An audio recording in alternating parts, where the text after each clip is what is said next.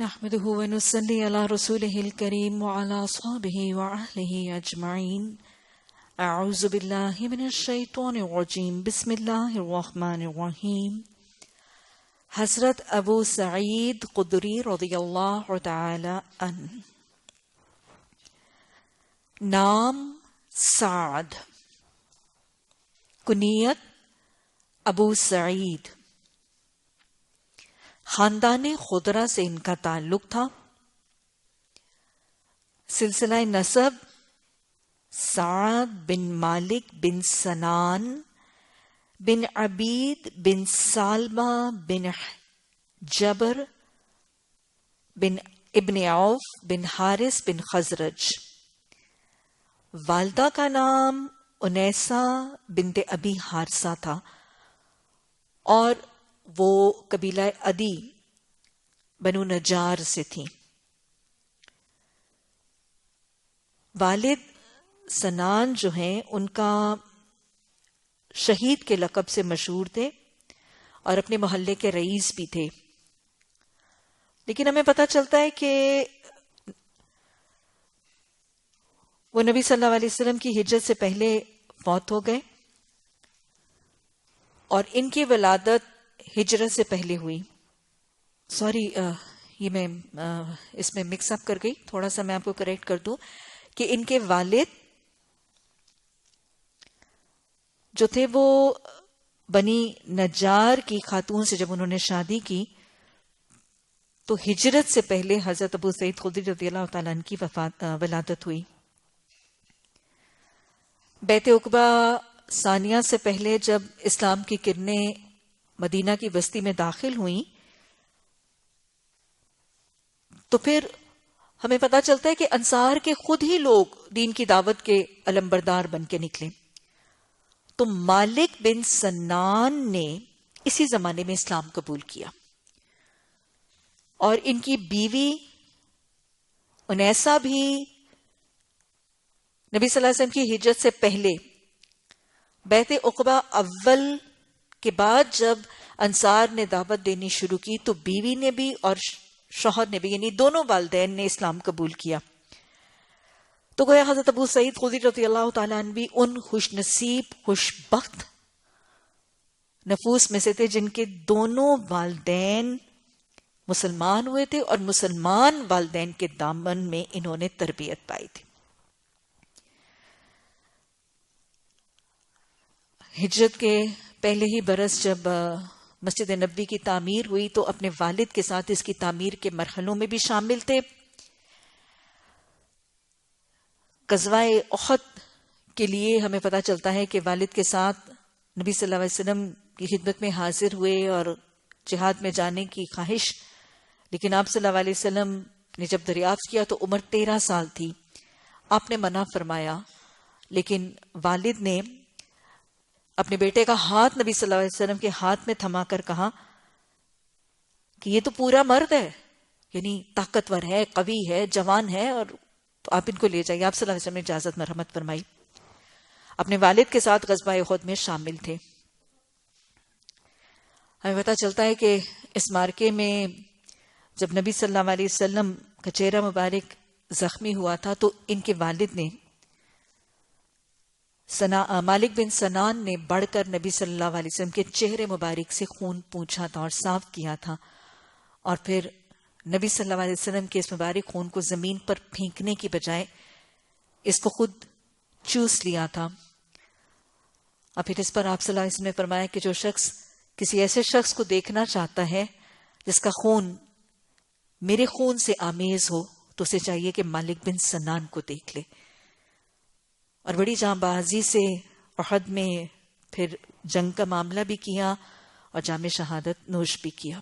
والد کی شہادت کے بعد گھر میں بہت زیادہ فقر و فاقہ ہوا اور والد نے کوئی جائیداد تو چھوڑی نہیں تھی.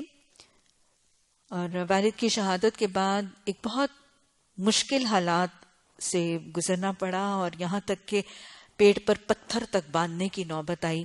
اور ایک دن والدہ نے حضرت ابو سعید خدری رضی اللہ تعالیٰ عنہ سے یہ کہا کہ جاؤ نبی صلی اللہ علیہ وسلم سے کچھ مانگ لو کہ آپ تو بہت سو کو دیتے ہیں. کہ والدہ نے تذکرہ کیا کہ فلاں کو بھی دیا، فلاں کو بھی دیا، تو جاؤ تم بھی جا کے مانگ لو. تو وہاں جب گئے تو نبی صلی اللہ علیہ وسلم خطبہ دے رہے تھے اور آپ فرما رہے تھے کہ جو ایسی حالت میں صبر کرے گا پھر اللہ اس کو غنی کر دے گا. یعنی جو مشکل حالات میں، فقر و فاقہ میں، تنگ دستی میں صبر کرے گا اللہ کی رضا کے لیے تو پھر اللہ غنی کر دے گا. نبی صلی اللہ علیہ وسلم کا یہ خطبہ سنا. یہ وہ صحابہ کرام تھے، یہ عملی تھے، رسپونڈ کرتے تھے، ریسیپروکیٹ کرتے تھے، ریاکٹ کرتے تھے نبی صلی اللہ علیہ وسلم کے خطبوں کو، اور پھر اس کے تناظر میں اپنا محاسبہ کر کے اپنا لا عمل اختیار کرتے تھے.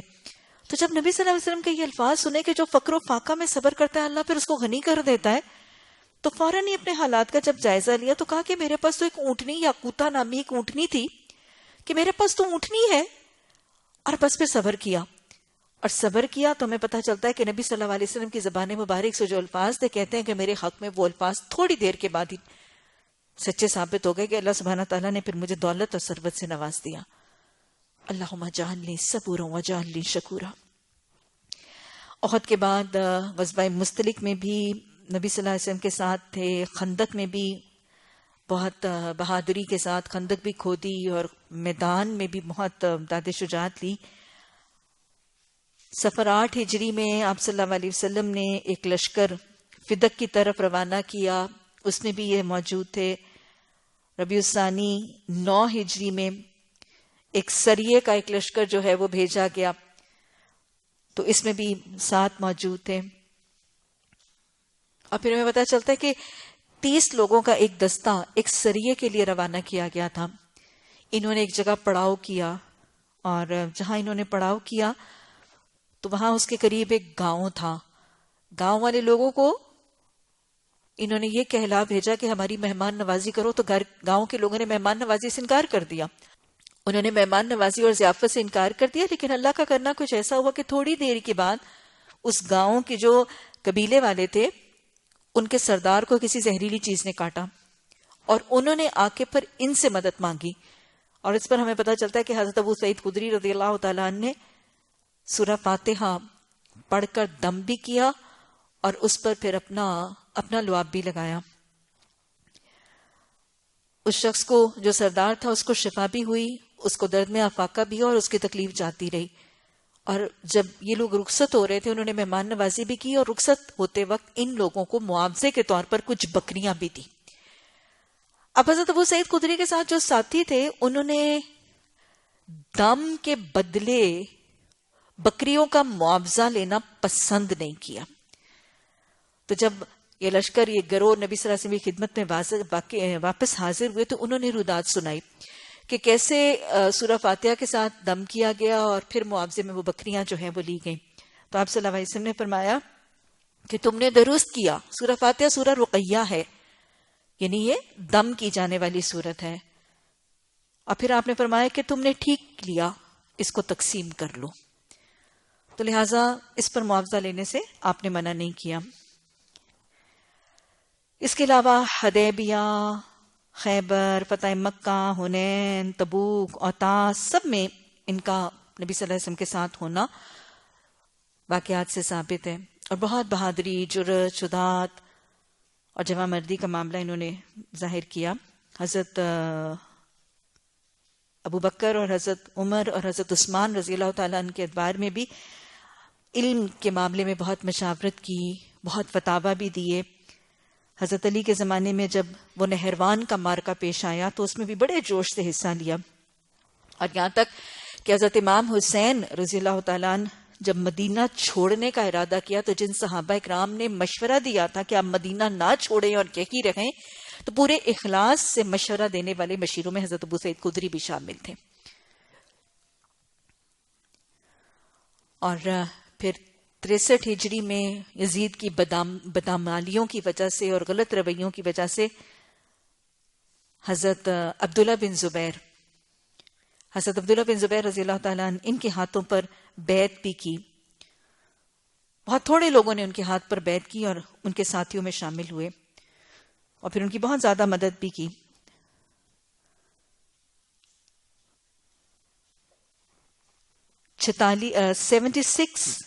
سیونٹی فور ہجری 74 ہجری میں جمعے کے دن وفات پائی اور بقی میں دفن ہے. اکثر روایات میں اس وقت ان کی عمر 74 ایئرز بتائی گئی ہے، لیکن کچھ لوگوں نے 82 سال 82 ایئرز بھی بتائی ہیں. 2 بیویاں اور 4 بیٹوں کا نام تاریخ میں آتا ہے. ان کا حلیہ کتب میں جو اس طرح معلوم ہے کہ ان کی باریک کٹی ہوئی مونچھیں اور ان کی داڑھی میں زرد خضاب، اس کے علاوہ تذکرہ نہیں آتا. اپنے عہد کے سب سے بڑے سطح کے فقہا میں ان کا نام ہے. کثرت سے حدیثیں یاد تھیں اور ان کی مرویات کی تعداد 1170 تک ہے. 1170 تک ان سے روایات ہیں. بہت بڑا حلقہ درس تھا، مامور رہتا تھا ہر وقت. اور پھر یہ کہ حلقہ درس کے علاوہ بھی جب کوئی سوال پوچھنے کے لیے آتا تھا تو ہر وقت کسی کے سوال کے جواب دینے کو تیار تھے. بہت حق گو تھے، خود بھی حق گوئی کرتے تھے اور حق گوئی کی تاکید بھی شدت سے کرتے تھے. امیر معاویہ کے دور میں بہت سی بدعتیں رائج ہو گئی تھیں، تو خاص سفر کر کے امیر معاویہ کے پاس گئے تھے اور تمام جو بدعتیں اور جو خرابیاں رائج ہو چکی تھیں ان کو بڑی جرأت اور شجاعت کے ساتھ گوش گزار کیا. ہر سطح پر نہیں انل منکر، نبی صلی اللہ علیہ وسلم کی سنتوں سے تعلیمات سے ہٹ کے جہاں بھی کام ہوتا تھا اپنے پرائے سب کی نشاندہی کرتے تھے. ان کی بہن روزے رکھتی تھیں اور لگاتار روزے رکھتی تھیں اور بغیر سحری کے روزے رکھتی تھیں، تو آپ ان کو ہمیشہ منع کیا کرتے تھے. حیات طیبہ کے بعد کا ایک واقعہ آتا ہے کہ ایک دن حضرت ابو ہریرہ رضی اللہ تعالیٰ عنہ مسجد میں نماز پڑھاتے تھے، تو ایک دن وہ تشریف نہیں لائے، بیمار ہو گئے یا کوئی اور وجہ تھی، تو اس کی جگہ حضرت ابو سعید خدری رضی اللہ تعالیٰ نے نماز پڑھائی اور ذرا فرق طریقے سے امامت کروائی. تو لوگوں نے سوال کیا، تو اس پر کھڑے ہو گئے ممبر پر اور کہا کہ میں نے جیسے نبی صلی اللہ علیہ وسلم کو نماز پڑھاتے ہوئے دیکھا ہے میں ویسے ہی پڑھواؤں گا اور میں تمہاری مخالفت کی پرواہ نہیں کروں گا. سادگی، بے تکلفی اور حب رسول صلی اللہ علیہ وسلم ان کی شخصیتوں کے خاص سے نظر آتے ہیں. اللہ سبحانہ تعالی ہمیں بھی دین کا علم اور اس پر عمل ان صحابہ اکرام کی طرح اس کی توفیق عطا فرما. سنت کا اتباع اتنا کہ زندگی میں چھوٹی چھوٹی سنتیں بھی نبی صلی اللہ علیہ وسلم کی طرح اپناتے تھے. یتیموں کی کفالت بہت زیادہ کرتے ہوئے نظر آتے تھے. رسول اللہ صلی اللہ علیہ وسلم کی اتباع کے شوق میں ہاتھ میں چھڑی رکھتے تھے. چھڑی نہیں ہوتی تھی تو کھجور کی کوئی شاخ توڑ کے اس کو پتلی سی شاخ کو سیدھا کر لیتے تھے تاکہ اتباع سنت میں کوئی کمی نہ رہے. زندگی کے چھوٹی چھوٹی سنتوں سے لے کر بڑی بڑی سنتوں تک اتباع اور اطاعت کرتے نظر آتے ہیں. اللہ ہمیں اس اتباع سنت کا اہتمام کرنے اور ان پر استقامت سے جمنے کی توفیق عطا فرما. ربنا لا تزغ قلوبنا بعد إذ هديتنا وهب لنا من لدنك رحمة إنك أنت الوهاب. آمین ثم آمین.